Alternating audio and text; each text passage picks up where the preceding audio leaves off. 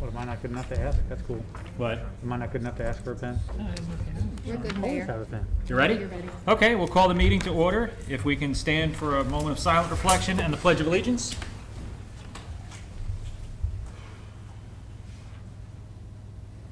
I pledge allegiance to the flag of the United States of America and to the republic for which it stands, one nation, under God, indivisible, with liberty and justice for all. Okay, roll call, please. Mr. Capristo? Here. Mr. Casagrande? Here. Mr. Gretz? Here. Mrs. King? Here. Mr. Schuler, absent. Mr. Wilms? Here. Mayor Campion? Here. The Open Public Meetings Act Statement of Compliance. Pursuant to the requirements of the New Jersey's Open Public Meetings Act, notice of this meeting was included in the annual meeting notice filed in the office of the Borough Clerk, posted on the Borough website and on the bulletin board in the municipal building, published as a legal notice in the CoStar newspaper, and mailed to those requesting notice and providing payment in accordance with Borough policy. We have our agenda here. We'll need to improve the agenda. If I can get a motion in a second. Make a motion. Second. Motion and a second. All in favor? Aye. Any opposed? Any abstentions? Motion carried. You ready to keep moving? Yep, go right I'm going to go ahead. too fast there. Nope. The next, we have to approve meeting minutes from September 8th, 2020. If I can get a motion and a second on that. I'll make that motion. Second. Is everybody here for that? I believe we had everyone here, right? Yep, we were all present, accounted for at that. So all in favor? Aye. Any opposed? Any abstentions? Okay, the motion carries. We'll start off with a presentation to retired Captain Robert Schaefer. Chief? Okay, you ready? If you want to stand, please. Sure.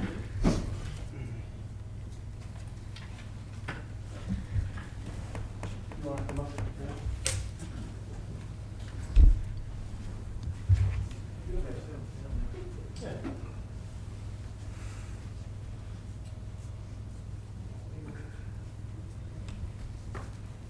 On behalf of the Borough of Spring Lake Heights, personally, professionally, and publicly, we'd like to congratulate you on your retirement and thank you for your years of dedicated service to the Spring Lake Heights Police Department. Thank you.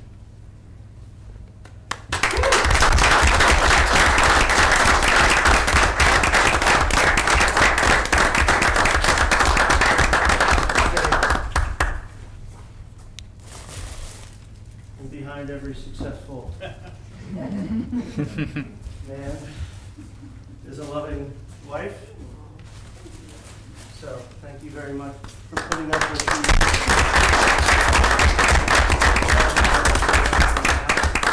For those of you that don't know, Captain Schaefer was pretty much our triple threat. He knows the municipal budget side, he knows the police budget side, and he knows a great deal about small town politics. And he brought that all together to really advance our agency to accreditation standards. He did a fantastic job, and he's by far the hardest worker that I've ever worked with in my life. He's hard to keep up with, and we're going to miss him dearly, so thank you very much.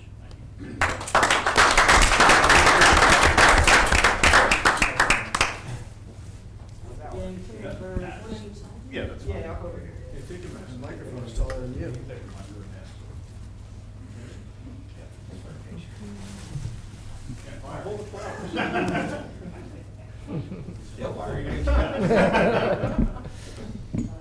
Looking at Canal first, go ahead.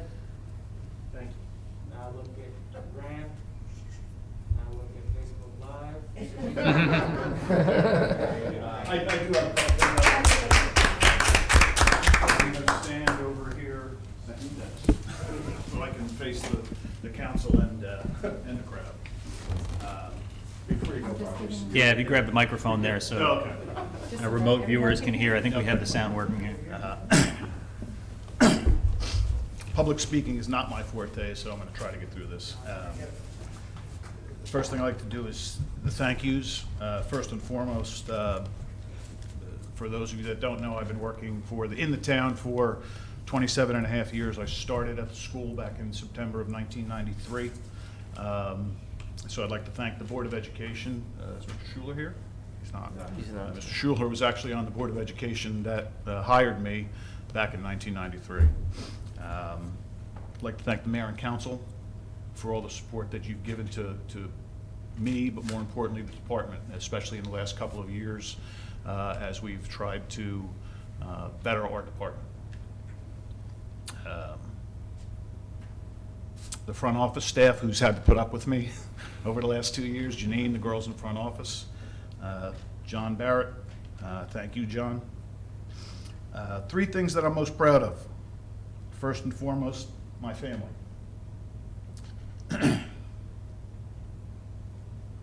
Secondly, my work with the Avon Board of Education and this accreditation.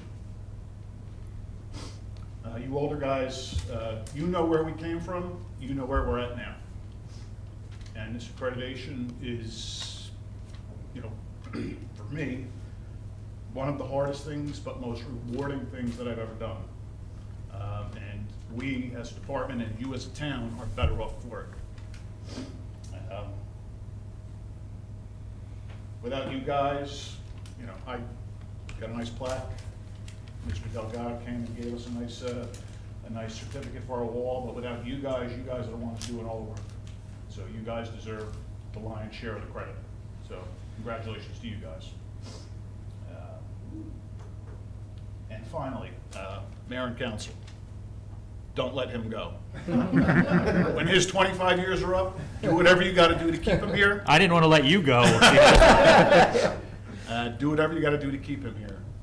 You do not know the hours that he puts in here, behind the scenes, doing everything. He is Mr. Spring Lake Heights. He is into everything here. So he's the cog that runs the wheel here. So don't let him go. Thank you. Thank you.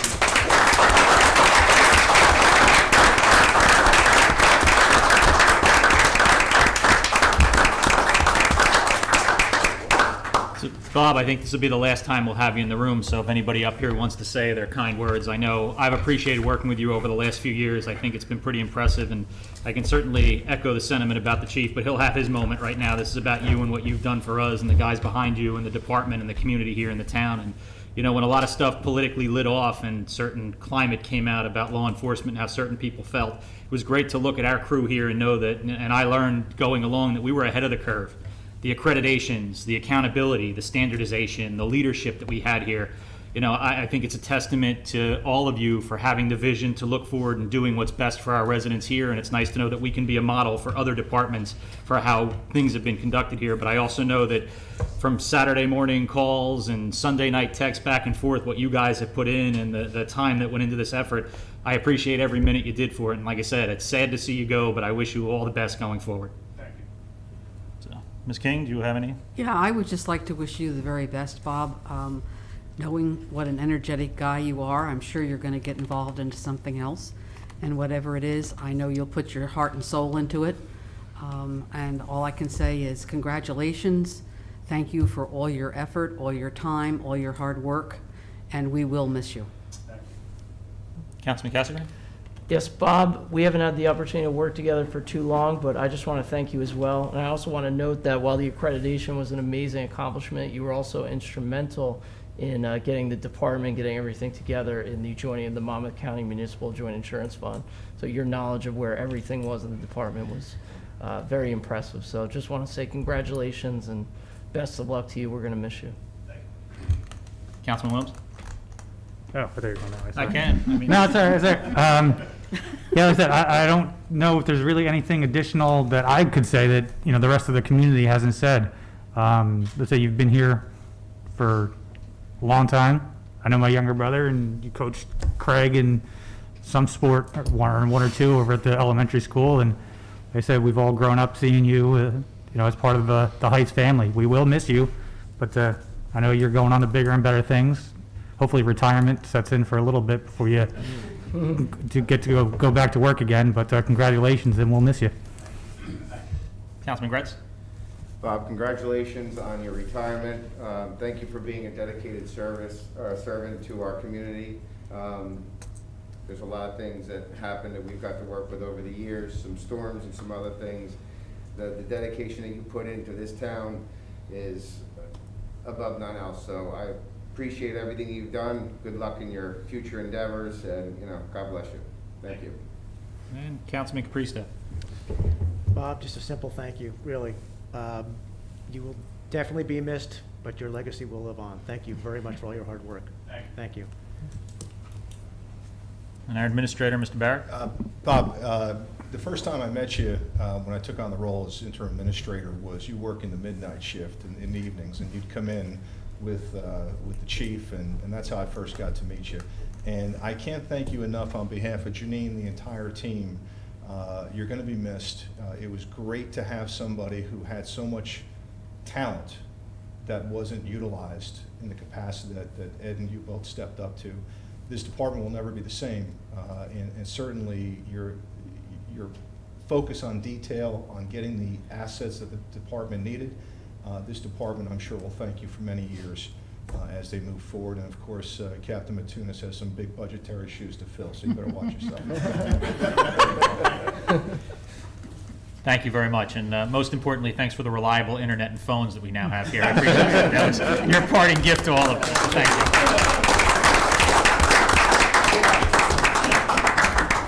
And then with that, before we close on the remarks for Captain Schaefer and his phenomenal job, if we can get a motion and a second for Resolution 2020-134, which is transferring his service pistol into his custody. Motion. Second. Roll call, please. Mr. Capristo? Absolutely, yes. Mr. Casagran? Yes. Mr. Gretz? Yes. Mrs. King? Yes. Mr. Wilms? Yes. And I'll call on you too, Mayor, even though we normally don't, but Mayor Campion. Absolutely. Okay. I hope it gets rusty in a case and you never need it again. Thank you. Okay, that brings us to discussion items. We have nothing posted here. Do you want to talk a little bit about that, or you want to wait until you get to committee reports to talk I'm about going it? to do it under my committee. Okay, that's fine. Then that brings us to Mayor and Council reports and announcements. So I will start on my right here with Councilman Wilms. I have nothing to report tonight, sir. Okay, Councilman Capristo. Nothing to report. Okay, Councilman Gretz. Nothing at this time, Mr. Mayor. Okay. Councilman Casagran. Only one thing, Mr. Mayor, that I understand reimbursement under the CARES Act for a number of the expenses incurred during the COVID mitigation response has been mostly approved, so that's going very well. Great. So it looks like we will get reimbursement for those extra unbudgeted, John, unplanned can you ask items. them to volume down a little bit. And that's all I have. Perfect, thank you. Okay, Councilwoman King. Okay, under my committee report tonight, I'm going to talk about the project that's going on at the Joseph Robertson Park, previously known as Allaire Road Park. And I'd like to go back to October 23rd of 2019, when at that time the mayor, Thomas O'Brien, received approval from the state of New Jersey, giving us the Green Acres matching grant for $75,000. And that started us off to formulate a committee. And the committee has been meeting now for probably almost a year. And during that time, we have had many questions and several different things come up that we have discussed, that we have researched, and that we have gotten answers to. Now, we are at a crossroads, and at the last meeting, I reported that the planting and removal of some trees over at the park by a particular vendor who I was now informed I shouldn't mention, but I'm going to mention it anyway because that vendor, Burke Environmental, along with an engineer that works for the firm, Lou Labasco, have been volunteering their time to help us through this process. And at the meeting on the 8th of September, I mentioned that the project was going to cost about $28,477. And I had broken that down into two segments. Well, really three. The first segment was $12,162 for the planting. The second segment was removal of hemlocks and replanting, which was $14,115. And then the installation of an irrigation system, which was going to be $2,200. And that comes to $28,477. At that same meeting, we passed Resolution 2021-32 for a qualified purchasing agent so that we could move forward.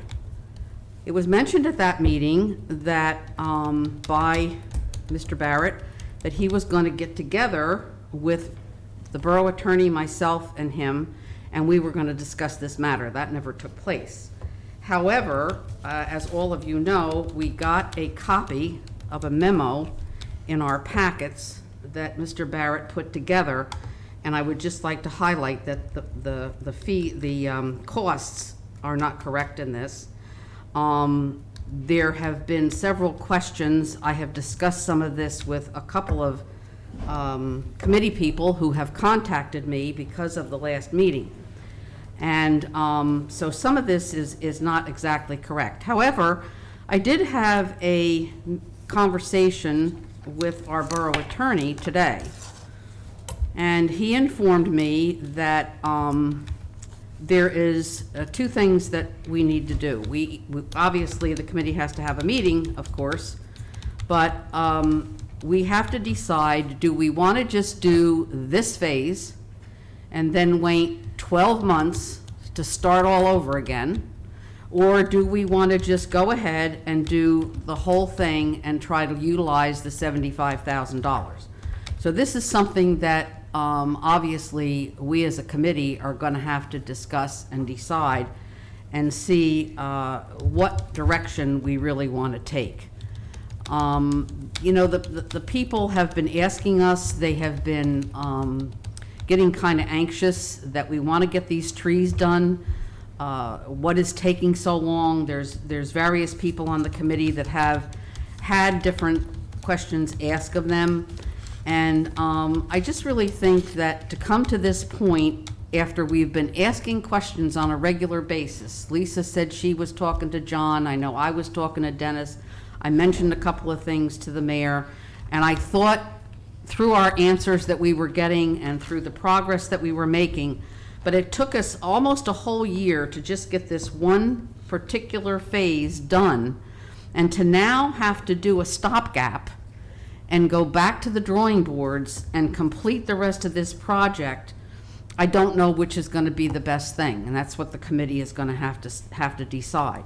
But I just would like to say going forward that if we're going to do this and do this in the proper manner, I would certainly hope that going forward from this point, that if anybody has any questions, and the mayor had appointed me as the liaison between the council and the tree committee, and I have been diligently trying to do that.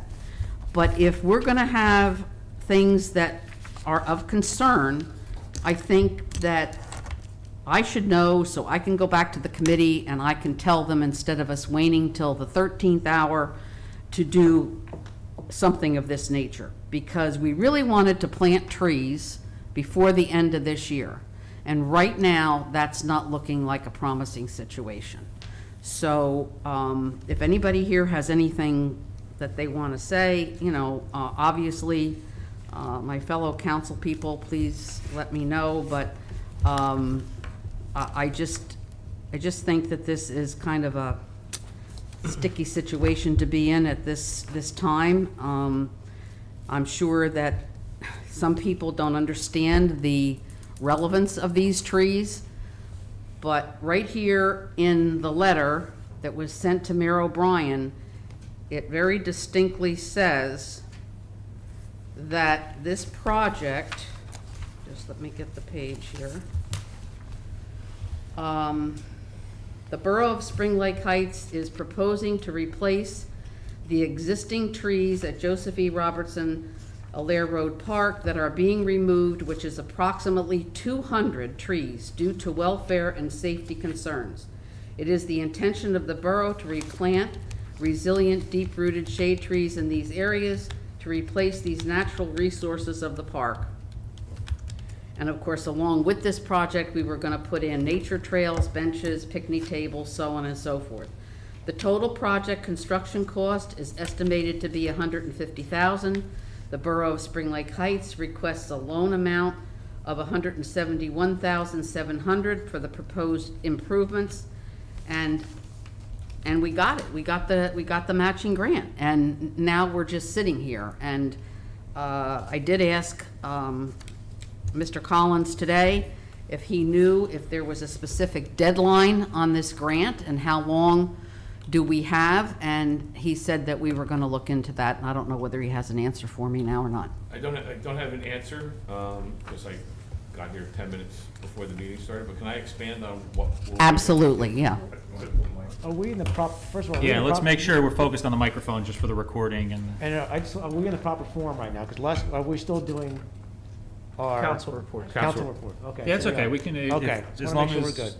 Yeah, we're on her time, I have no problem with that, but I do, if you don't mind, I just want to make a couple points, and I just want to clarify a couple things. First is, the insinuation that we've been sitting on this for years is kind of improper, because I don't think it's fair to say that any of us anticipated 6 months of dealing with mismanagement of a Oh, no, pandemic and no, everything no, else going no. on, so that But little we implied part. But we as a committee, and I'm not referring, to anybody up here, we as a committee only didn't meet for like a couple of months during COVID. The Okay. rest of the time, we met in the park. But what I'm and curious was is. social distanced. I'm curious with everything going on, if there's potential to get an extension of the grant to be able to have access to it longer than that duration because of what's happened this year. Well, that would be good to No, know. I don't think anybody can, again, it's been hard to try and get a read on what's going on in Trenton and what they're thinking or what their Exactly. plans are, but a logical person would say, we've been locked up since March, we haven't been able to operate normally, we need the extra 6 months to get things moving. But you mentioned before about it being a loan, and then you said grant. This is a grant, right? This is a grant, I'm Okay. sorry. I just want to make sure that that's accurate. And then Correct. Dennis, if you want to, you may clarify what my other questions are, so I'll let you talk and then circle back. Sure, when Sarah and I first sat down, she had brought me the a proposal that the committee was comfortable for perimeter plantings. So when I looked at that proposal, it was less than $44,000 in either way, either cheaper trees or more expensive trees. So we talked about what would be the process to get that awarded. And you did not have a QPA, much to my surprise. So either one of those expenditures would have exceeded the bidding threshold and required bidding. So we talked about hiring a QPA that would increase the bidding threshold. However, this is just phase one. Because of the recommendation, and this is why we hire a QPA. They are the person that signs off on proper contract procedures and are able to solicit bids and quotations in lieu of public bidding. The QPA, through Mr. Barrett's office, advised that they would require another written quote to review prior to an award under that phase one proposal. Has that been solicited, Ms. King? Well, No. no, it has not been I just solicited. found, But that was because of the, Okay. when we got this here, or I got this memo in my packet, that's where I realized we had to, yeah. So the issue, though, is in a general sense, you cannot piecemeal a project in order to avoid the bidding threshold. There is a regulation which says that if you award without bidding under a QPA, you can't subsequently award a contract generally for the same type of service if the conglomeration of those two proposals exceed the bid threshold. You can't avoid it. So in this instance, because the committee had only apparently come to a decision on phase one, you'll have to decide as a committee and or a governing body that if you receive another quote, you can award this quote, but you will not be permitted to do any of your other phases in excess of, let's round it up, if it's $28,000 on the I think what is the recommended award, Correct. you would be limited to $16,000 and for further work in the 12-month period. Okay, So- so let me just ask, they're on the, we've used the word phases up here, which obviously is just the way we're looking at doing it, but really the way I see this is we have two separate projects. We've talked about the buffer area being replanted, and then we've talked about the grove area and what we're doing there. Is that accurate for, and what I'm trying to analogize is kind of the concept of if I'm building on a property and I'm building one structure and then I'm building one on the other side, they're done in different phases, but it's two different projects. Well, it's not two different So projects. that's what I under- just want to clarify. Yeah, it's not two different projects under the law. It's the plantings and landscaping of Allaire Road Okay, so, Park. so just because we're planning, that links them all together, and it's not a matter of how we're doing or what we're doing. Okay, that's what I Correct. wanted to clarify Correct. for my own. So that's really the decision the committee has to make. Is it, do they need these perimeter plantings quickly? And are you going to go out for another quote? And that's not a difficult process. I'm not sure what a planting season. Or is the committee going to come up with the more complete plan that would have to, clearly would have to go out to bid? You have a $75,000 matching grant, so we need to know when that expires. So we make sure that we use that grant in a particular time period. So without that information tonight, you know, we'll have to get that for Sarah, and the committee will decide, do they want to move forward with the perimeter planting and wait at least 12 months for any further work on Allaire Park, if the grant is still available, or finally decide on a complete plan. We do bid specs and we bid it out during the winter for spring or summer planting season, whenever you, I don't know when you plant. So it's really the contract law that is limiting, affecting the timeline, so to speak. And obviously, we want to follow procedure, we want to do it right, we want everything on the up and up and legit. I don't want to do anything questionable, so I appreciate the guidance and getting us on the right path.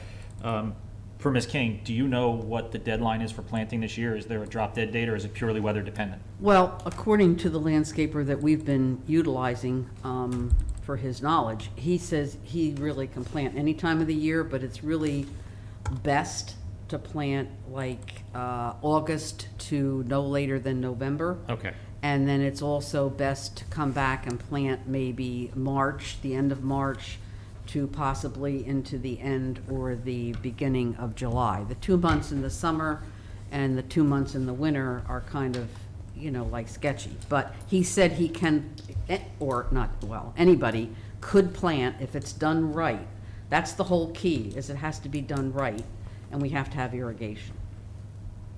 It's important to remember too that if the committee decides to make the project more robust and decide of any further plantings, there's probably 60 to 90-day lead time to get to the point where they make a decision, the preparation of specs, the advertisement, you know, the receipt of the bids and the award. So you got to keep that in mind in your timeline. And I think that's part of our concern here, and correct me if I'm wrong, Councilman King, but my fear is, and not that I'm against bidding or putting stuff out, what I don't want is the lowest guy to come in here, buy some stuff at Home Depot, throw it in 6 months it's dead, and we never hear from the guy again. That's Exactly. kind of what our fear is, and I'd like to hear from the rest of the governing body up here what their opinion is, but I'm kind of inclined to say, let's get this second quote, see where it falls, and if we can move forward with this segment and then work on the rest of the plan to go out to bid next year or even, you know, the year after, if that's what has to happen. I feel like, to Councilman King's point, we've talked about this, we made the commitment we were gonna get plantings done this year. I understand COVID came in between, but I'm also a firm believer, we said, we're in the business of getting stuff done now. That's been our motive all year. I don't want to punt stuff if we don't have to, so I'm curious what everybody else has to say, but I personally, and I'm not trying to influence anyone else's opinion, I'm open to anybody else's stuff, I would like to see us get a second quote and see where things fall and try and get this stuff done. Our next meeting isn't until October 5th. I don't know if we can authorize an NTE based on this number and see where the QPA comes back on, or we need to wait until we have the QPA's recommendation to act on the 5th. We gotta get the second quote. We gotta go, unfortunately, we have to go through this process. But when I say the process, John, what I'm saying is, can we approve an amount to be spent to do this work without directly awarding it and let the QPA be empowered to make a decision, or nix it completely if the number comes in and it's way off and we choose to nix it? But can we act now to empower you as the administrator or the QPA to exercise up to a certain amount, provided all the criteria is met and we come in under the threshold and the money's there, empower you to execute up to that amount? Can I add one little thing here, before John speaks? This project, or this part of the project that we have here in front of us, was where we decided to begin. But when we first met with the landscaper and with Lou Labasco and the committee, we have another schematic that's for the whole other side. And we have monetary amounts for that, which the committee can go back and look into. There might be a possibility, since that's already in place, maybe we could do the whole thing. Okay. The whole perimeter at once. I'm just throwing that out there. But that would probably exceed the bid threshold, and you have to do bids. It wouldn't happen this year. Okay. Right, so Councilwoman, I do apologize if there was any miscommunication. From the last meeting, my memory was that my team was gonna review and get back to you, not that we were gonna have a separate meeting. I may be wrong, it's immaterial to this discussion. If we are, I understand that the residents who have volunteered their hard time and the volunteers in the tree committee want to see something. They want to see some buffers. There are folks on that committee that actually are contiguous, There are folks on that committee that are actually contiguous to that property, and I understand every time they look out their door and say, you know, boy, there were trees there once. So the idea here is this: if this is a half-baked cake at this point, that we're gonna do this phase and then wait 12 months because of laws that we have to deal with purchasing laws, once again, you as a governing body can do it. As far as Dennis can answer the legal question, I have never in my experience heard a governing body giving a QPA or an administrator the carte blanche to go to a certain threshold. He could maybe differ. But at this point, these plans came to us probably a week or two before the last council meeting. Am I correct with that? This was not something we had for months. So looking at this was obviously an 11th hour to tonight's meeting, or at least last week's, or 2 weeks ago. So if the committee has a phase one, a phase two, and the idea here is that we want to use that matching funds, and we've already reached out to the state, and we believe we'll get in writing that we got a verbal representation that we can use those funds into 2021. Let's make this an open and fair process, because I don't want to have any citizen of this town look at this governing body and say, we're using Jim Smith because Jim Smith helped us and he gave us a proposal. That's a concern for me, and I don't even live here. So I want to protect everybody up here from making those adverse decisions that could be criticized later, that this guy was in our back pocket and we just used him. If we go from phase one and phase two of this entirety, which I'm not aware of, as far as the phase two that you just mentioned, then why don't we get that on paper? Let's get it to the governing body, your fellow colleagues, to get some sort of consensus, and then let my bid people put something together so we can hit the streets soon. Well, see, one of the reasons that we did this with this phase and then we were holding the other one is because we were led to believe that if we did it this way, this would go quicker. Okay? And so that's why we took this approach. But now, since all this other stuff is coming out, you know, from a QPA, which, as we know, we don't have one in residence, so now that we got a QPA involved and now all this information is coming out, now we have to meet again and decide, you know, do we want to go the whole perimeter of the park, or do we, like we originally said, just do this phase of it? I think the spirit, and once again, you're the governing body, I just steer the ship wherever you tell me to, but I think the spirit of what we've heard years and years, or at this point, it seems like 2 years, right, is that we want to put something back, and we want to have a thorough plan. I know we spent, based on Mayor O'Brien's desire, we threw thousands of dollars in for some trees that either survived or didn't. And they didn't. Right, so this is more, as I said, your committee has done a great job as far as going over there, walking the property. So while we might not be able to get trees up in the short term, in the next month or two, let us focus on the development of that property the way you guys want it, and let's do it so that in the spring, when March comes, or whenever that planting season is, that we're ready to go. We got the vendors, we went out to bid, it's an open, fair process, we got the lowest quote, Once again, analyze those for, as you said, I don't want somebody coming in and going to Home Depot. We'll look at the other work. That's what the bid specs will encompass as far as improving their value. Once again, I understand the desire. We're so close. We've done so much with this. The funds are there, and they'll be there, whether it's this November or next March. We'll have those funds on hand, because I'm earmarking those for the matching funds. And to do $150,000 worth of work over there, I think you're going to be very proud of your committee's success. Well, And the that's folks what- that are here and you know, from at home. But once again, I understand the frustration. But this is, if I could, and I could make the laws up myself, I'd say, let's go for it. Let's plant them tonight. No, that's not what I'm looking for. And to your point before, I'm not looking to write a blank check and say, go execute. What Right. I wanted to know is if we're going to go and get 2 additional quotes or whatever it may be, once that decision's made and everything balances out, can we do that? And it sounds like the answer is no. Let's get a formal recommendation. Let's have it analyzed, and then it'll come before us, and we'll make a decision with the facts in hand, which I'm perfectly okay with. I was simply just exercising options and answering questions to things that I'm not familiar with, so. Yeah, Mayor, yeah, I would not be comfortable with a not to exceed without identifying the contractor that is fraught with problems, Okay.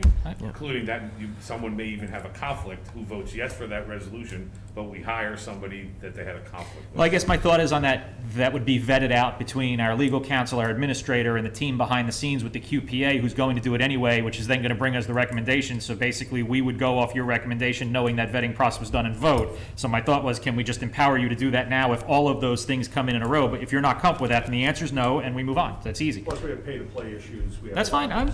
You've answered the question, nor you don't have to sell me out. I'm just asking things to explore options so we can make an informed choice. That's all. And I get all that, but I'm just, how this is all just, because we talked about this at the last meeting. And We it did, was but I back- think now we have the information back from the QPA, and it hasn't proceeded the way Yeah. that we had anticipated last time it would have gone, and we got what we expected, the information, and it didn't go the way we had assumed it would go or hoped it would go, and now we're continuing the course with the new My information. assumption that the QPA was gonna be in lieu of, to kind of work around, so to speak, for lack of a better term, but I Correct. get it. So let me ask you, so if timing was not an issue, and I think I know the answer to this question already, if we weren't really trying to get this thing done now, to please folks and get things done, to do this, what we do here, you're saying the best course of action, if we weren't under a time constraint, is to play it out this way, with the bidding process. Right. Okay, so, which I have no problem with, I just want to make sure that we don't get into yet another situation where we just keep, using Trish's word, punting the ball. We want to get it done and get it done right. So how do we just do that so we just do it right? I want to just make sure we're, because I'm willing to go with what you recommend, but again, what Sarah said, I don't, in the 13th hour yet again, listen, we all drive by that field all the time and you can see right through, and it just breaks your heart every time. I understand why we had to take them down, but we also did make a commitment to put it all back up again, not put it all back up, if you know what I mean. So we need to find the best course of action to make that happen, as clean as possible, within a reasonable amount of time. So the good news, Councilman, is that Councilwoman King said there's a second area of development. So I would hate to offer you extra work, but if you can go back to your committee and get those plans and get them a copy to me, certainly circulate, because ultimately you guys are the ones that decide what your vision is for this, not necessarily what this committee, would say. At that point, as soon as you have consensus on like, this is a good plan, let's move forward, then give it to me, we'll get the bid specs done, and we'll start running, rocking and rolling. And then we're good, and then we can start setting up the vendors. So we're not here, as I said, before the end of the year, we could get bids back, and you know exactly what you're up to. And then, obviously, you're gonna have to talk to your residents and say, listen, we would love to do this, and I'm sure the people listening at home, but here's what we need to do. And you could be all teed up and ready for a February, March planting of the entirety of that thing, and basically knock 2 birds out. Your budgetary constraints are there, obviously, but we're covered. And then we've done everything above board. I don't know what else you Well, would the other want. benefit too is then we would roll into a new year where your open space would recoup and you'd have more resources to continue with more aggressive plantings there and more of the Yeah, process. To your point, Mayor, we have earmarked half of that 75,000 this year, which will in essence carry over in the trust to be available for this 75,000 match, and the 35,000 for next year's, the open space budget. So the funds are gonna be there, and the grant's gonna be there. We'll get that in writing and confirmation, because that was a verbal discussion that we could use it next year. but I'm sure, that's probably the best way to do it, but unfortunately, it doesn't give that instant gratification of seeing trees tomorrow. Right. So once again, I apologize, but I don't, because this is not, No, there's also part of it that I don't want to rush through and do this. We plan for November, get a heavy snowfall around Thanksgiving, and everything freezes out, and we're to the spring with dead plants we're uprooting and ripping out because we kind of jumped Well, see, prematurely. that's kind of the concern, too, that the committee had, because they wanted to make sure that everything was going to be done, you know, in such a way that we wouldn't have plants that in another 6 months to a year after they've been put in, that we've got to tear them out, because some of the trees that were newly planted on the east side of the perimeter are going to have to come out. And some of them have not been planted appropriately, and they're down below the surface. So now what you've got is you've got a drainage situation where water accumulates in there, and they really should have been raised up. So, and that's one of the reasons why the landscaper that we've had involved with us has been so generous of his time and, you know, come out and been more than willing, you know, to give us all this information and tell us what we need to look for, and, you know, so that's how that all happened. But I can look for that information, John, and I'll get it over to you. that's great, thank you, Councilman. And, All right, and I thanks. just want to say briefly, I mean, I think this would constitute getting the full phase together, doing it right, getting everything laid out and understanding exactly what the full scope would be to where we really want it to end up, and not getting us in a situation where we do part of it and then we're waiting and we could have done the whole thing. And doing it fair and open, very much appreciate the work by the, you know, engineer has been involved, the landscape engineer, that's great, but we have to respect the procurement law, and, you know, hopefully it ends up, you know, in the most favorable result, but, you know, we have to follow that process, and I think ultimately that'll be best for residents. But I also just want to thank Councilman King for all the work you've done. I mean, Well, thank you, John. you've been diligently following up with the committee all year, and I think it's got to be frustrating for there to be further delay. But I think ultimately, if we can get this to where it's a real full project, you're going to be really, really happy with the result. Oh, I think everybody will be too, yes. Sarah, the second phase, what would that entail, off the top of your head, would you know? Like what the second phase drawings were? I Is that the think- east side behind the apartments and then part of the Grove, or, No, the Grove is not included in anything yet. okay. The Grove is like a separate, the Grove was totally put off because, So we're talking the west side along Norman, along the back of Garden Apartments, yep, and then coming down just the east side of the driveway. right. That would be phase one and phase two. Mm-hmm. And the east side already has a lot of plantings and trees and stuff But that that would be inadequate are for the still, plantings. some of them are good, but we want to fill spaces, and then we want to come up to meet this section so that they're, you know, all Because together there's across. kind of like a gully in there. Yeah, like a- mhm. Where it washes out. Correct, correct. I do not believe, off the top of my head, I don't think that section is as costly as this, but I'd have to check. I'm not sure.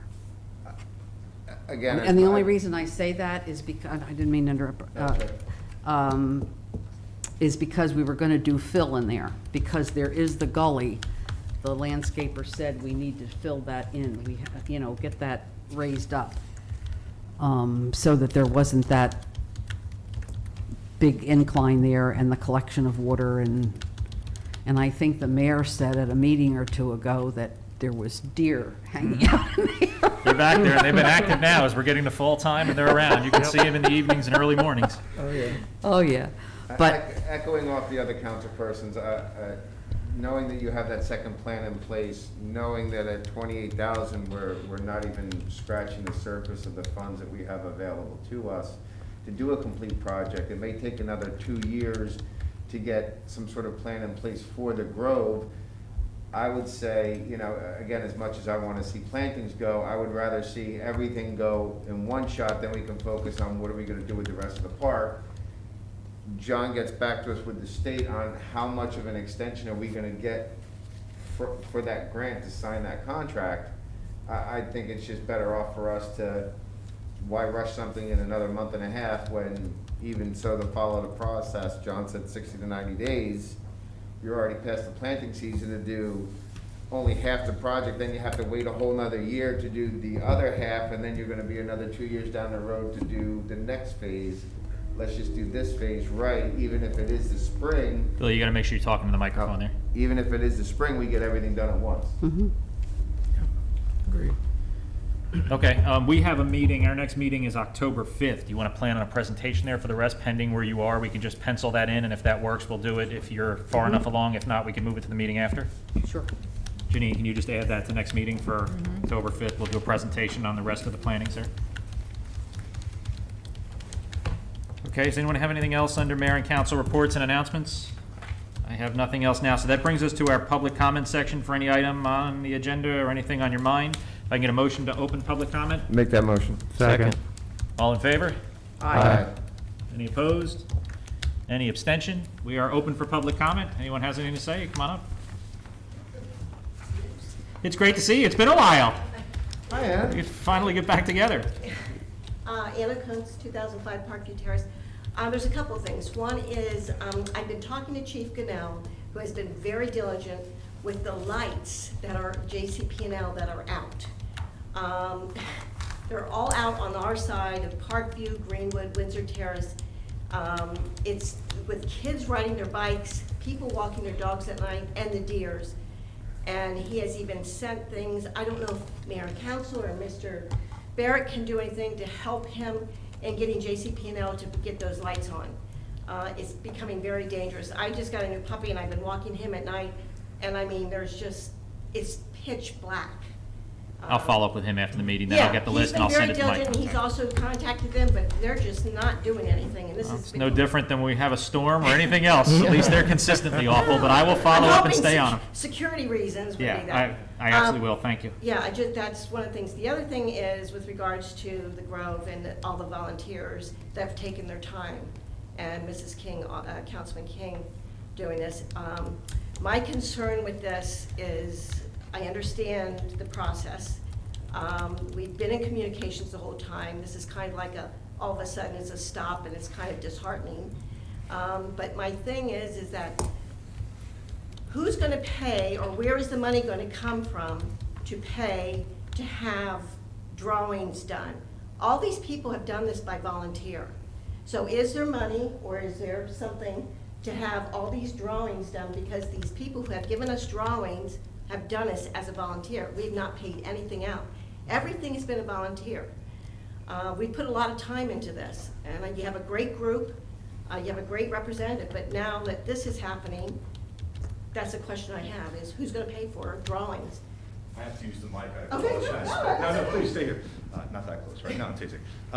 Based on the great work that obviously your committee has done in those professionals, that information is also going to be factored into the bid documents. So I'm not expecting, although I'll speak with the QPA, that we now have to create our own renderings of what needs to get done, but basically put in the information that needs as far as product and quantity for the area, for the Well, bid you swap. Right. don't have renderings done. I think what she's asking about, John, is the people who put the effort in and the compensation for now. We're going to take their work that has been kind of given gratis and then put it out on the street, and then they're going to bid their own work. Is that?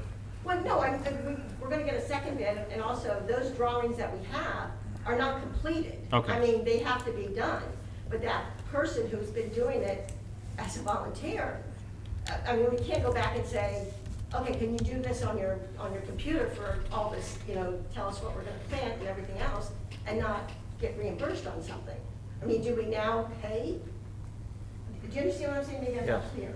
As far as engaging a professional, say, consultant to do, I To don't do have an answer design. as I stand here. Okay, so could you get us an answer before we start that? Only because, But let's pause. You need to get, or the tree committee needs to get that phase 2 information in before we can take a look as to what we need to do as far as the widgets and butter. I understand, but my question is, to get you that information of phase 2 to you, which you need drawings, you need to know what trees we're planting, etc. How do we get those to you? Well, Who's gonna do it? Once again, I don't know what information you have in hand. This is the big, you said that you have information, or the councilman said that there's Yeah, information. You're asking me to opine on something that I don't see. I'm not. We already have a drawing. Correct. I don't know how complete it is, and I know we have a list of trees. Right. but those were not even, we did not even say that we agreed on those drawings. No, we did not. Okay, That's so- why we need to have a meeting, and we've got to Right, discuss. And that's what my question is that if they're not agreed upon, that's. Now I understand your Okay. question. Okay, so if in the event that your team of volunteers who happen to be professionals in the business aren't going to provide us with those renderings, Right. then if the governing body, obviously as part of this, we would ask for whatever the amalgamation of your phase 1 and phase 2 is, and then we would actually have to hire somebody Okay. to do that. Okay. If that's the case, the funding source, because it is open space preservation and rehabilitation, would come out of the open space trust for those. I would assume also that whatever volunteer who has presented us with this, that was spoken about as being like the guy or the firm to use for this, probably wouldn't be our choice to do the renderings, because if that person were to bid on the That's work, it would. I just conflict wanted with to that. make sure that there was money available to have that done, because Yes, that's ma'am. what's gonna end up happening. Yes. Good point. Because there's nobody, you know, we did not approve those, even though they are there. Right. But in order to, and not to interrupt, but in order to bid them, right? I If you go understand. together, you're gonna have to have the kind of plans that were presented with the Exactly, proposal. and that, but I wanted to know who was gonna pay for those, and that's where the money, there is money there to pay someone to do those, and Mr. Bishop didn't answer that question. The second thing is, a lot of people ask, when are we planting? I mean, I get that all the time when I'm walking. What or when, I'm sorry. I'm sorry? You said what or when? When? How about I get to the microphone? Yeah. To the microphone. When are we planting? When are we planting? When are we gonna see? And, you know, I always tell them, you know, they know that I'm on the committee, I say, as soon as we can, we're working on it, we have plans. So, you know, as soon as we can do this, but do it the proper way. I understand government, I've been in government for 20-some odd years, so, how it's done, but, anything that all of you can do to help get this expedited would be great. Thank you. Absolutely. And I just have one comment regarding the first, the first thing you mentioned with JCP&L, while I share our collective sentiment on JCP&L. Residents can call themselves, and I We have. say, oh, you have? Okay. We've called and we've also, that's why Chief Goodell got into it. Right. Was that we did call, we took down all the numbers. Okay. Of the poll numbers, and we also went online and did this. Wow, So okay. we've done it all, and even Chief Goodell, even tonight, he asked me, he says, have you heard anything, have any improvements? I said, no. But, I mean, a lot of parents are concerned, there's a lot of kids riding bikes. Sure. A lot of people riding dogs, and, you know, riding dogs, Riding walks, dogs. walking dogs. Well, I if they're could big put dogs it like, online. they're big dogs like mine, I Well, I'm guess. not joking. So I Bigger said, problems. you know, that's the concern, is it, but I just don't know what's taking so long, and either does Chief. Goodell. Strange. Yeah, It is. I was going to mention it because my wife and I have a light right outside our house on 12th, and we called and they were really responsive, but this was, you know, last year. This was way Yeah, no. before the virus. so. Yeah. And haven't you had the chief involved in this? Yeah. Yeah. Right, Chief yeah. Goodell. And he's. And he written- can't even get them to And do. he, you know, for some reason, they're just not responding, but there's a lot of lights off on Mhm. Greenwood Woodcrest. And I know Pitney, and I know there's been some actions, on Pitney that has had, to, you know, there's no lights and, you know, you need. It's them. been dark, yeah. It's been very dark. Thank you. Thank you. Thank you. There's issues with audio in the Zoom again. They're having trouble hearing it. Oh, okay. Good evening. Margaret Melchiong, Jeanette Court, 2 Jeanette Court. And I want to thank Sarah, the committee, and the council, because I think this was a very robust discussion about the tree planting. What I feel disappointed somewhat in the fact that we did not get good advice, I guess, early on in order to come forward to the council. We were told that we could do it piecemeal. However, it seems to be, everyone seems, I'm speaking, okay. Our remote group is having audio issues. That's what I was trying to figure out. Okay. Where was I? I'm sorry. You were given bad information at the That's beginning. right. But this evening, I feel very comfortable that we had such a good discussion and that it looks like we are going to move forward. We do have the plans, as Sarah said, and we did meet over the very warm summer in between the weather and COVID. We did have our masks on as well. So the committee, I think, will be pleased in one respect that we're at this phase, at this point, a little bit disappointed, especially now since we are all restricted in our activities due to COVID. I know that many people like to walk through the park, like to spend time at the park, and it would have been nice if we could have had something for them to enjoy. But down the road, I think, unfortunately, the COVID's going to be with us for a while, and maybe by the springtime, we will have what we're looking for. Part of our plan is to extend trails from the park into Fletcher Park. That's one of the plans, and I know something like that probably will be expensive, so if we can't afford to do that this year, we can add to it to the following year. We also want to do benches, and I'm trying to think, there are a number of other things, those nature trails we wanted to do. Also, if we could possibly have some type of area where they could ride their bikes, you know, on some type of, not just the dirt that we have, so we would need to pay, you know, maybe something extra for running and bike riding, etc. I do feel somewhat troubled by the fact that we invited Alex Burke to come and work with us. He was recommended by one of the Rutgers instructors who taught Alex. We were working with a Rutgers instructor. His class was supposed to come and help us plan the long-range plan. So that was a delay. But I might not have understood what we were talking about tonight as far as possibly paying him for his time that he has put in. Is there any thought to that? There's been no authorization. I apologize. There's been no authorization to hire a professional in this matter. So the cart before the horse before the cart. I don't have any mechanism in place that basically hired him. He's been a volunteer at this point. Right. But he was under the impression, and probably wrongly so, that he may be getting, you know, the position. Once, just so you know, once he if he becomes a, let's say you're a design professional, he's not gonna be able to bid. He should, if he went to Rutgers, he should, in this business, landscape architecture, et cetera, he should know that. So I don't know what, you know, if He was led to believe that, I think, Sarah, that he was led to believe that we had gotten, we had discussed this with representatives from the town.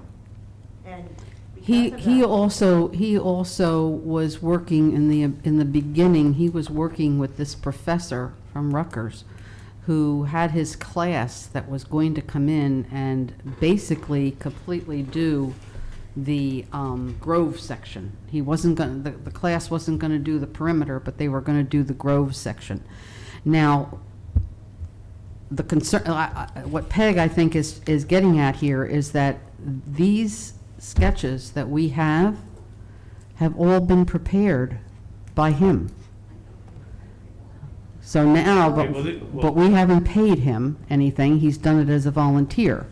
Now, okay, I think honestly, we need to be careful, because if you're saying that this individual came in to volunteer plans on a promise that we would award him a contract, that's a problem. Big problem. Okay? I wasn't aware that was. So that's couldn't be the way it happened. If he chooses to volunteer his time, okay, that's a wonderful thing, to get that experience, to say, I'm from, I don't know if he was in the Rutgers class, I don't know. enough yes, he about it. was. Okay, so I'm in a class, I designed a Lair Road Park for the borough of Spring Lake Heights, here's my pictures, see how good my resume is. That may be a motivation for someone trying to break into the business. I am positive that no professional like me or Mr. Barrett would have ever said, hey, if the guy volunteers, you know, let him volunteer and we'll give him the work. when we approve it. It's purely a Well, I don't- misunderstanding here. I don't believe that's what went on. No. He was not promised anything. Yeah, okay. No. Okay? That's what. He was not- None of us would have engaged in No. This is all being taped and sent out. I just want to make sure for the record. There are plenty of times people volunteer their time that, because they love it, they live in town. I think one of the gentlemen that lives in town is well-respected, Mr. Labasco, right? Yes. Okay, well-respected guy in his field. Mm-hmm. Some young people say, I'll do this. Some lawyers take cases for nothing to get the experience, et cetera, so. Well, we also Yeah, have, it's we a- also have a young man on the committee who works for another borough, and the work he does in the other borough is all in conjunction with planting and, landscaping and doing all that, so he's brought knowledge to the committee as well. Yeah, so I would just want to say that, as John said, Sarah's had a hold of this and moved it along, okay? The committee has some work to do. Right. Decisions to make or advice to give. Right. And when we got that first proposal, we were, Sarah has no problem calling me as much as she wants, and we tried to push it as quickly as we could. And, if that, COVID was there, if we had it in June, it would have been, this whole thing never would have happened. So let's get those plans, let's put it together, and Right, then I we just know wanna- what our next step will be. Well, wanna clear up with- really, to really get technical here, okay? When we started out this drawing stuff, we were all supposed to, draw, okay? Everybody on the committee. And nobody came up with a drawing but me, because I used to be an engineer, okay? So I came up with the drawing of the park. There you go. And then from there We're is... not paying you. No, you're not paying me. Part of her salary. Part of your salary. Okay, but we're going to do a presentation in October, so not that I don't want to keep But going so down this. I just don't want, I don't want this to be misconstrued. There was no promise on our part I'm that positive anybody based was, on my discussions with you. Right. But Yeah. don't worry about No, Mr. there wasn't. Burke. It'll all I'm work not out. We're worried just about gonna do it Mr. right. Burke. I know he's a professional, and that, thing that bothered me was the fact that we were told that we could move forward on that piecemeal piece. So I don't know if he assumed anything, but he's a professional, and I'm not worried about any Okay, good. accountability or Good. anything in that area. Good. Okay, thank you. Thank you. Thank you. Sure. I'm sorry for that. You don't have to apologize at all. It's a nice break from 6 months of talking in an echo chamber, so I'm so happy to have people here. No, I wanted, do you know, when we do the elections, will there be a box here at this pole to drop off your ballot? Do you know? Go ahead, Ms. Clerk. That's a you question. Or do we have to still take it out to Freehold? There will be 17 boxes throughout Monmouth County, secure boxes that you can deliver it to. There's gonna be one in Wall, there's gonna be one in Belmar. There's a list on Monmouth County's website exactly where they're at.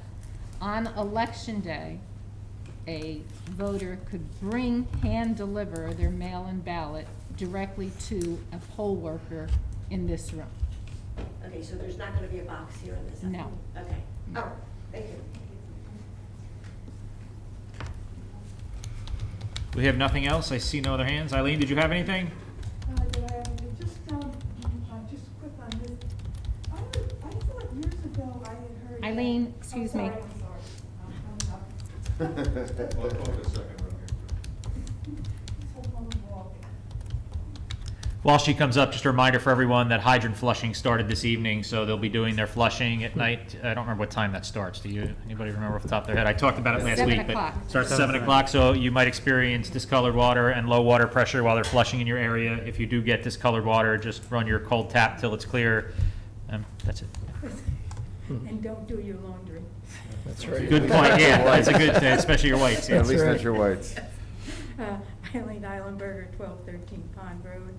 I just wanted to, seemed like years ago, I had heard at one of the meetings, that we actually pay Jersey Central for those streetlights.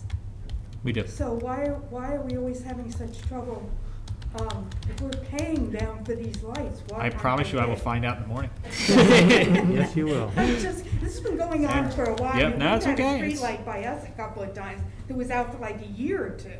There's No question, I mean, they had the nerve, I think the last meeting I mentioned that they had hearings 2 weeks ago to look for rate increases and everything else, yet the service seems to consistently decline. So I will certainly make it known to the contacts that we have that they need to start responding and taking care of things here, but it's a major utility, and kind of like fighting Trenton, we're just along for the Yes. ride. One other thing I just want to say, although Bob Schaefer has already Mrs. left. but- Eilenberger, just step Yes. closer to the Oh, mic. sorry. That many years ago, not too long after he was employed by the Heights School, when my son was in 7th grade, started out the Booster Club, at Sports Booster Club, started this Friday night gym night. And it turned out, I was involved with the PTA, and I wound up coming to help volunteer. We had the 7th and 8th graders came almost every Friday night. And we had music on, and we got pizza and soda and things that they could, and Bob worked on that almost every single night. And it got to the point where basically it was just Bob and myself doing it most Friday nights.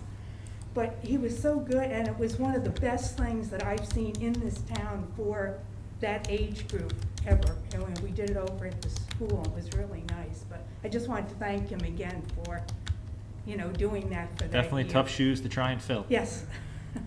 Thank you. Thanks, Eileen. Okay, seeing nothing else, if we can motion to close our public comment section here. Make that motion. Second. All in favor? Aye. Any opposed? Any abstentions? Moving on, that brings us to our scheduled public hearing for ordinance number 2020-04, which is an ordinance repealing Chapter 22, Article 2, entitled Creation of Boards, and adopting a new Article 2 to be entitled Creation of a Land Use Board. So I'll go ahead and ask for a motion to open the public hearing. Motion. Second. And a second. All in favor? Aye. Any opposed? Any abstentions? The public hearing is open.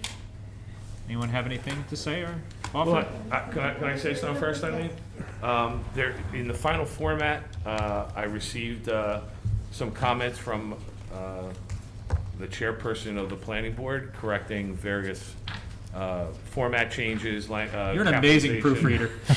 So my knuckles hurt right now, because I went over that today, but all those changes were made. There was no substantive change, didn't change, but it was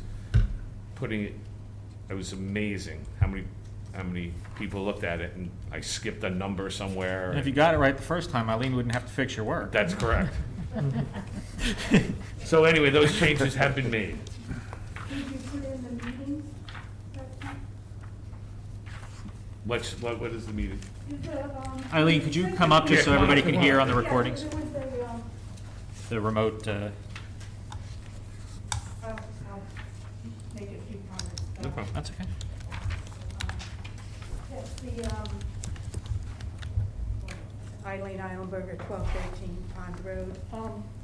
In the old ordinance, there were 3 paragraphs about defining the meetings, and that wasn't in the new ordinance. I didn't go over that with Janine. So I don't know what you're talking about. And also, the rules and regulations. Yeah, the rule- That statement wasn't in there either, did you? No, yes, there was a statement that said the board has the power to adopt the rules, what you would do, because it's essentially the planning board again, with just two Right. additional alternates. You'll be subject to your attorney's advice, but it's likely you'll just simply say, as the land use board, we're re-adopting those rules, you're ratifying. Right, There's no- so we don't have to have it in the actual ordinance? No, you want you want the board to adopt those rules, that's Okay, your all right. power. Yeah. That was my free Right. project for the board. Right, Yeah. yeah, so, because we did adopt it, but I didn't know if Because they had. you had no rules. Yes, we had no It's like, you gotta have rules, some right.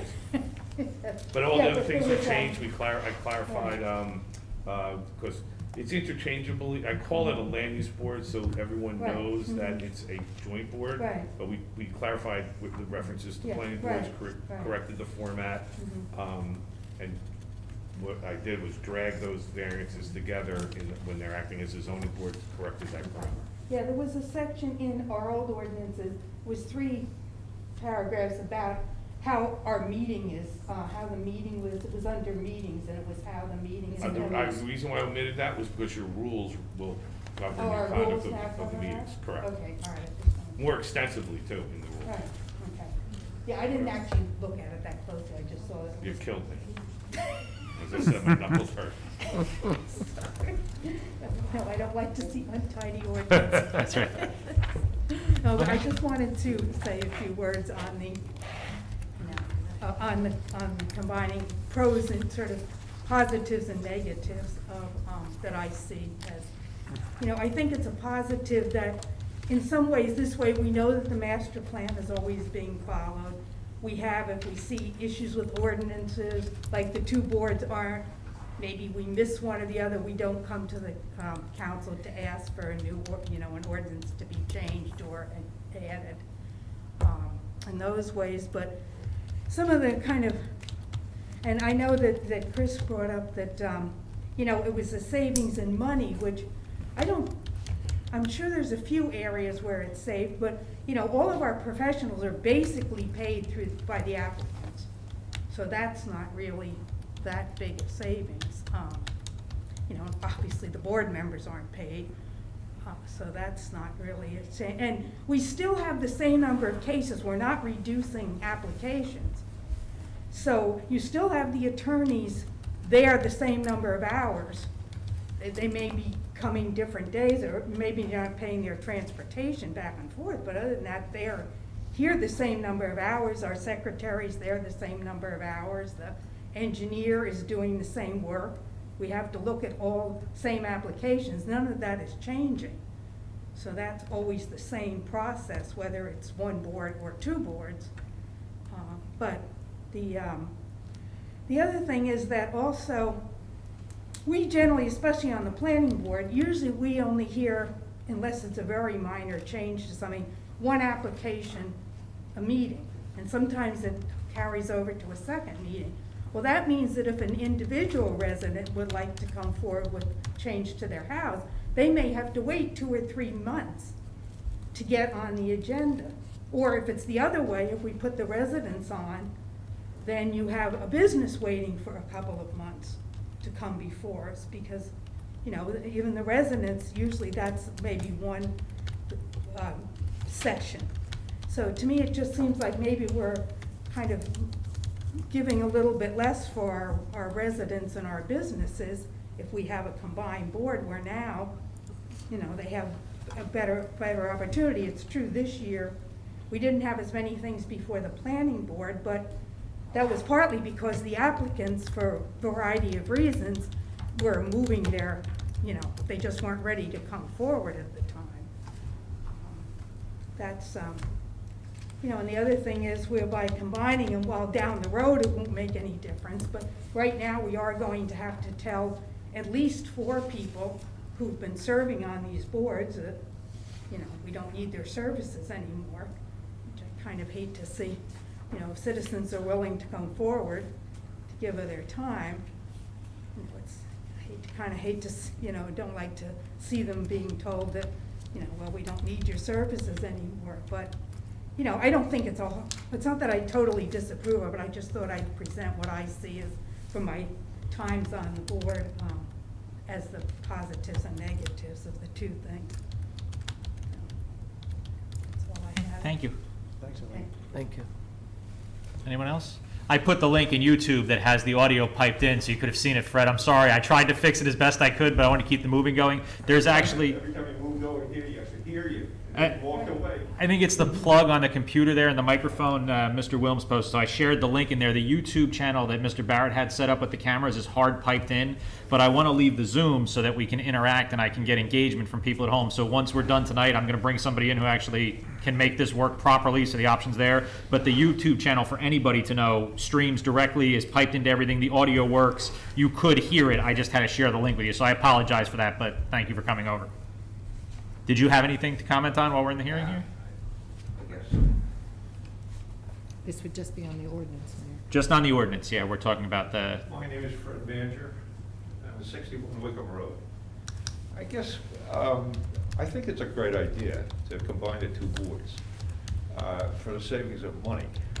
But when you start to think about the time frames that we spend, and I've been on the Board of Adjustment as well as on the planning board, we can spend a whole night on the Board of Adjustment talking about maybe 1 or 2 or 3 applications.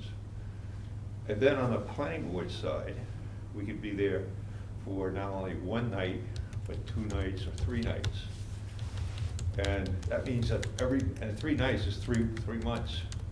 So now when you're in the springtime and everybody's getting their people ready, their contractors ready to go do something with their house, you're gonna have people waiting till the end of the summer in order to get their approvals done.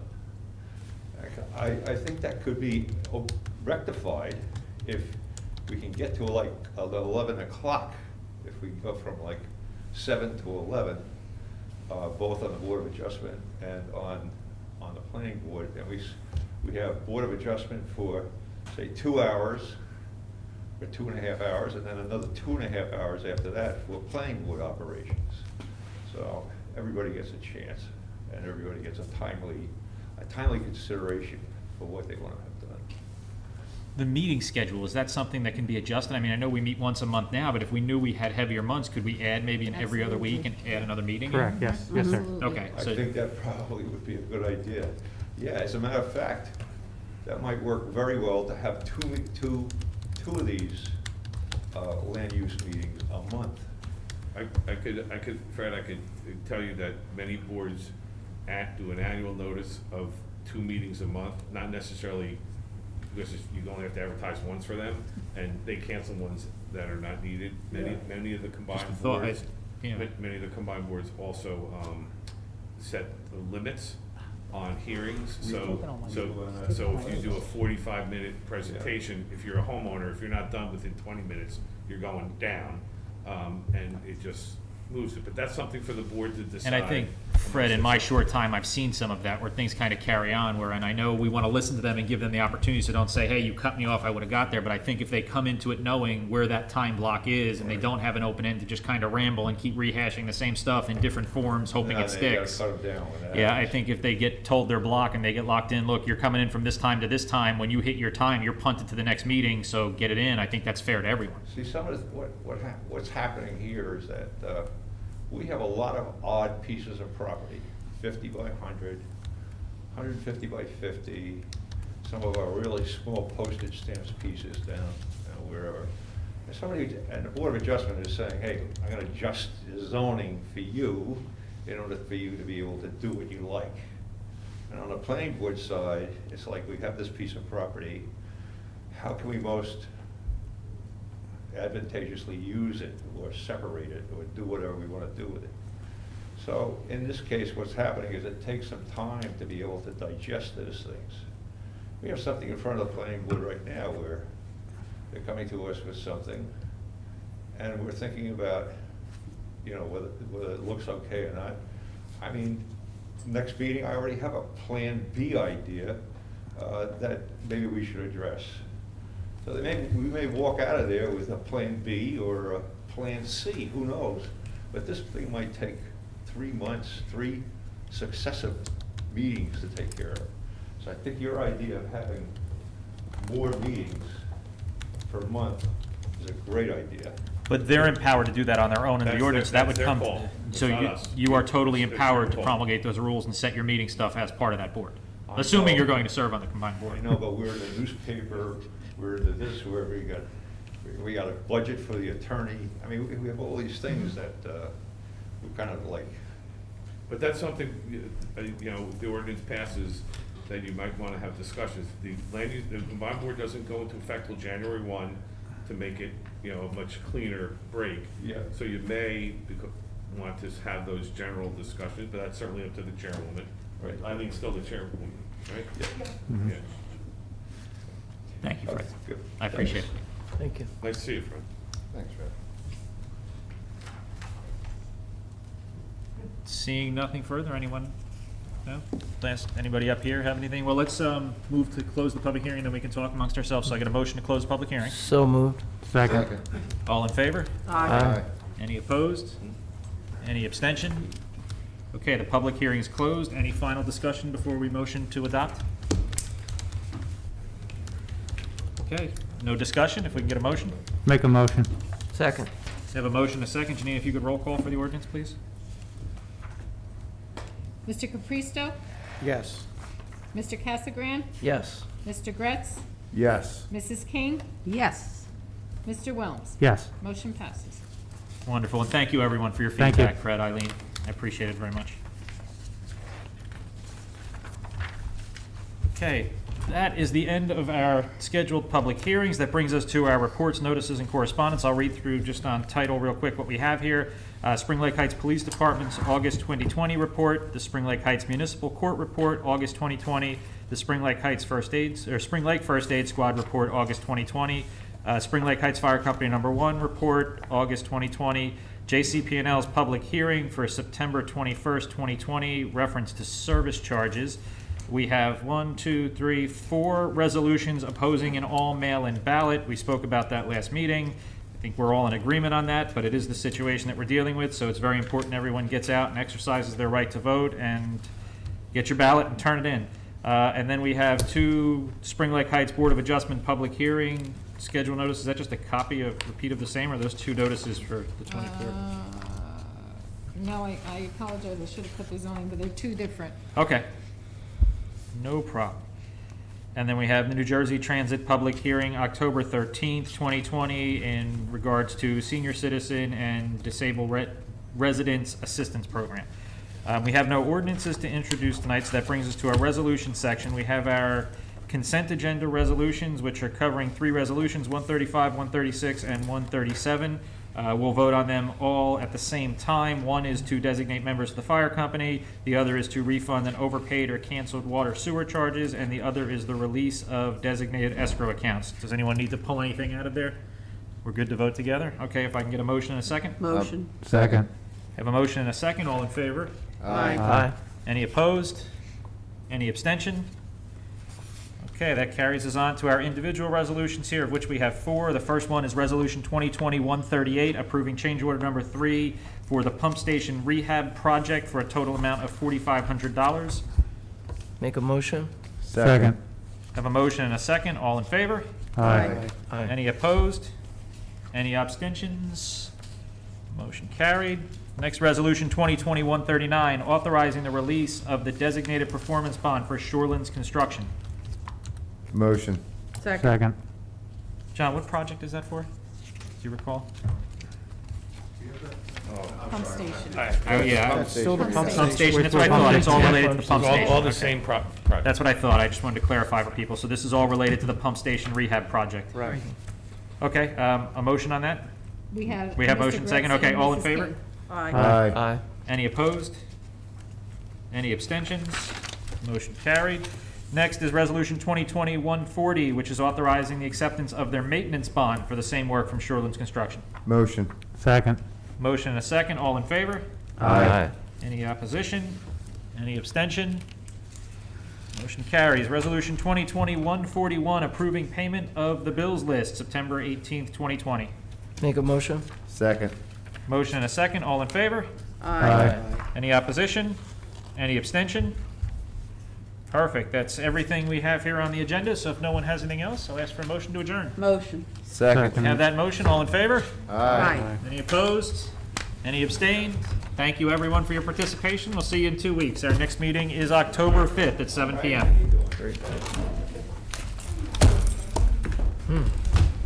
Beautiful, thank you.